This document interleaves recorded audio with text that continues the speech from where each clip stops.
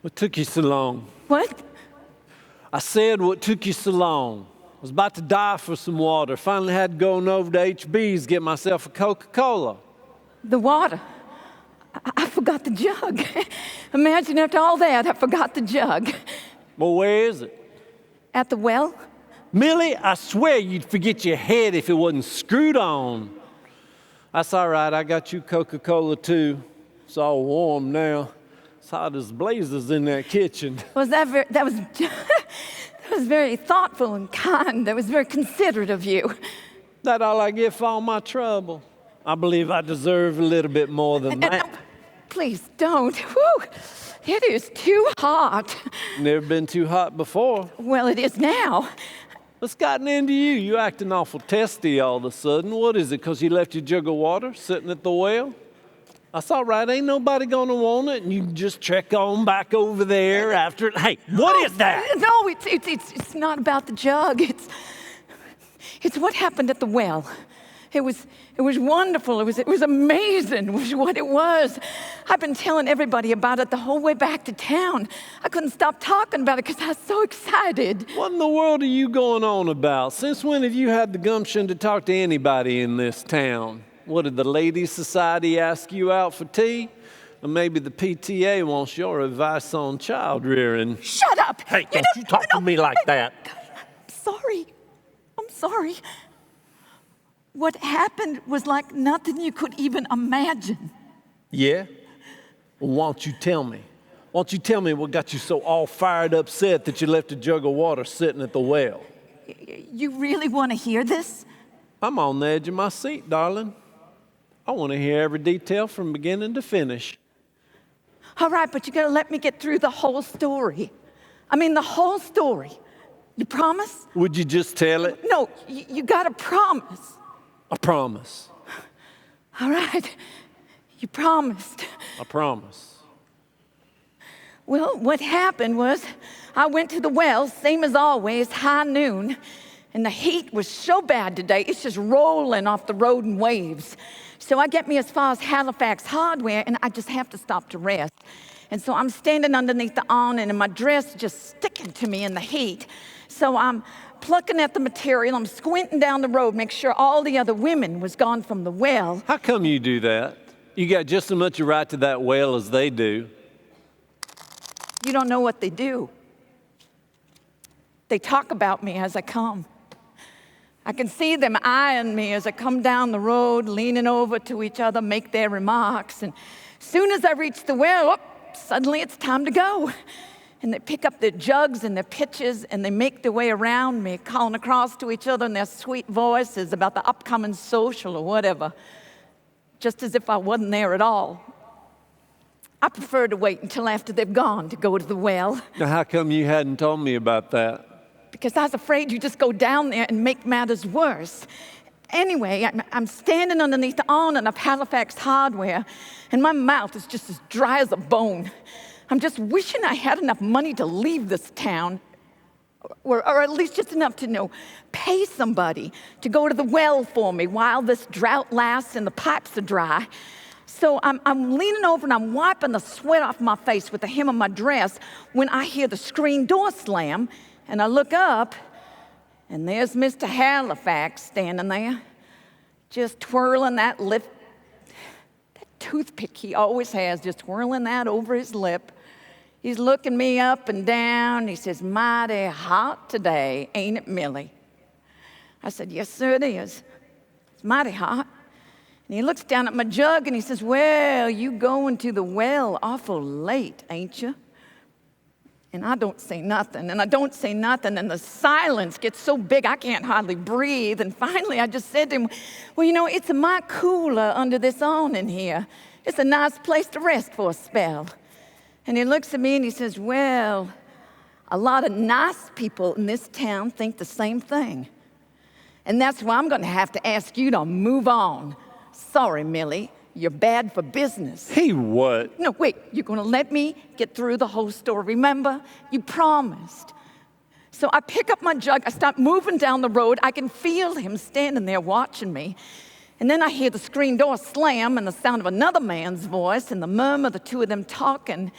And then I hear my name, and a big burst of laughter whips me like a belt from behind. But I just keep my eyes on the road. I just keep on walking. I lick my lips, there's nothing even to swallow. My mouth is so dry, but I just keep my eyes on the road till I'm almost to the well. And I look up, and I see the stranger sitting at the well. He's a plain-looking man in his early 30s, I reckon. He's got on this cheap suit, but it's nicely pressed. He's got his jacket over one arm, and his shirt's all wet from the heat, but you could tell he put it on fresh this morning. I mean, he was a gentleman. You could tell that clear off. He was poor, but educated. And when I reach the well, he gives me this friendly smile, and he takes off his hat to me, and he says, "Ma'am, would you give me a drink?" I said, "You are asking me for a drink?" And he looks me square in the eye and he says, "Ma'am, if you knew the gifts that God can give, and if you knew who was asking you, would you give me a drink? I think you'd be asking him and he'd be giving you living water." What? Well, that's what I said. I said, "Where are you going to get this living water? You didn't bring anything to draw water with. This well here is the deepest one around. So where are you going to get this living water?" Well, he points over at this well and he says, "You know, folk who drink the water from this well here, they're going to be thirsty again real soon. But everyone who drinks of the water I give, they'll never be thirsty again. Because the water I give becomes a natural spring inside of a person, just welling up to eternal life." Well, about that point, I'm just about ready to drop from thirst. And I just said, "Sir, please just give me some of this water so I won't be thirsty again. And I won't have to come to this well no more." Well, he said the strangest thing to me. He said, "Go get your husband and then come back." Well, that one stopped me. I mean, I thought about lying to him. I mean, here he's treating me so kindly and respectful like. Why tell him the truth and have him start treating me like everybody else? What did you say to him, Millie? Well, I don't know how to explain it, Lee, but I couldn't fib to this fella. So I told him the truth. What did you tell him? Well, I just remember looking down at my feet with my toes squishing in the dirt, and I said, real careful like, "I don't have a husband." Well, that is the truth. Well, whatever I expected him to say was not what came out of his mouth. Because he said to me, "You're telling me right you don't have a husband because you've had 5 husbands. And the man you're living with now is not your husband." Well, I'll be. Well, you could have just knocked me over. I mean, how could he know a thing like that? I figured he must be downright holy. No, I even said to him, "Sir, you must be some kind of a prophet to know something like that." Well, just knowing that I'm standing there in the presence of a genuine holy man who clearly knows I've had too many men in my life, it just made me very uncomfortable. I just want to get off that subject. So I just started babbling. I started telling him about my great-grandfather. I said, "You know, my great-grandfather, he was a circuit rider. He used to just ride from town to town, just telling everybody how important it is to worship God in a church. But nowadays, they've been having these tent revivals. They say it's just fine to worship God in a tent. So what do you think?" Well, he gave me the kindliest look, considering I'd just made a fool out of myself trying to talk like we had something in common. And he said to me, he said, "You know, the time is coming when it's not going to be a matter of worshiping God in this church or in this tent. The time is coming. In fact, it's already here when true worshipers, they're going to be worshiping the Father in spirit and truth." And he said, in fact, those are the kind of folk the Father's looking for right now, because God is spirit, and those who worship him in spirit and truth. What's that supposed to mean? I wasn't sure myself, but it was something holy, and I liked it. And oh, I like this man. No, not like that. This is a holy man. I wasn't sure what he was talking about, but I just wanted to keep the conversation going. So I thought back to some of them church lessons I had as a kid, and I said to him, I said, "Well, you know, I know one day the Messiah's coming, Well, he seemed to perk up a little at that. And he looked at me as if he wanted me to say something more, as if he wasn't sure what I meant exactly. And so I said, well, you know, the Christ. And when he comes, he's going to be making all these things you're saying. He'll make them plain to us country folk. Well, he held my gaze for a moment, and he said to me, I am the Christ who's speaking to you now. No, I know what you're going to say. I know what you're thinking. He's just another nut, right? But no, he told me everything I've ever done. And he gave me just a touch of his holiness. Because just standing there talking to him, I just wanted to be better than I was, so bad. Here he knows who I am in this town, and still he treats me with such dignity, with such respect, that for the first time, and I don't know how long, I actually felt like I was worth something. What are you talking about? I am always telling you, you got the prettiest figure of any woman in this whole town. No, not like that. I mean, in here. I felt like I was worth something in here, and it felt so good.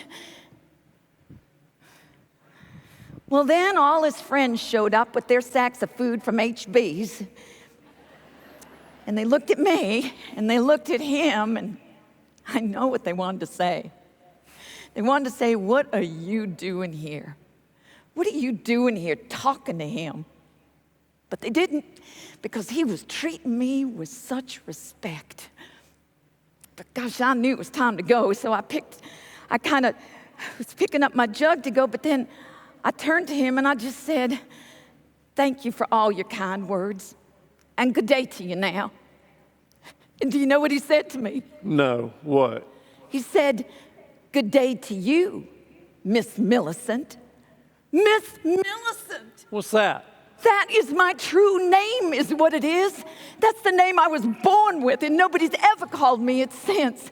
Well, I just gave him the biggest grin, and I just took off down that road. And I'm telling everybody I didn't care who it was. I said, come, see this man who's told me everything I've ever done. Couldn't he be the Messiah? And I'm telling you, they're turning around the roads, they're coming out of the stores. And maybe it was the look on my face. I caught a glimpse of myself in a store window. It took me a minute to even recognize myself. Hey, Lee, look out the window. Look at all these people. All these folk, they're going down the road. They are going to the well. They're going to see for themselves who this man is. Yeah? Well, maybe I'll go too. Yeah? Yeah. Maybe I'll go see this kindly, respectful fella. Yeah, maybe he'll tell me all I ever did. Or maybe he'll tell me what you're doing while I'm out there talking to him. What you got behind your back, No, Millie? it's nothing. Guess you didn't have no trouble lying to me. I was packing. Again, here we didn't even have a fight. I'm not looking to start one neither. Don't worry. I ain't gonna touch you. I ain't even gonna get mad. No sirree. I can do this kindly, respectful doodad stuff you so all fired up about. Yes, sir. So why don't you keep on packing? Why don't you keep on packing while you're still all excited? Because you want to know what? After you've been out there a couple of days, no money, and his friends just real happy to have you tagging along, he'll get tired of you, sweetheart. Because I'm the only one who can put up with you. I'm the only one who has ever loved you. And that's why you'll come back. That's why you always come back. I'll see you in a while, Millie.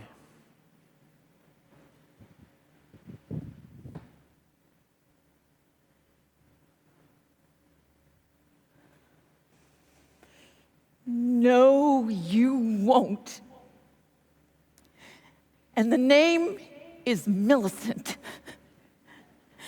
Living water. My, oh my.